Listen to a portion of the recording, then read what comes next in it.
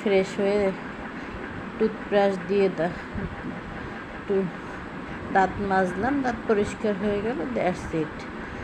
আসলে বিষয়টা এটা না। যে বৈবাহিক সম্পর্কে থাকা অবস্থায় আর একটা অবৈধ সম্পর্ক কিংবা কোনো সম্পর্কেই নাই, বিবাহ হয় নাই, এমন দুইটা মানুষও যদি আপনার বিয়ে না করে অবৈধ কোনো সম্পর্কে লিপ্ত হয়, আসলে এটাও ঠিক না। প্রত্যেকটা জিনিসের একটা নিয়ম আছে। আজকাল বেশিরভাগ মেয়েরাই বলবো যে এই চাকরিজীবী কিছু ছেলেদেরকে টার্গেট করে।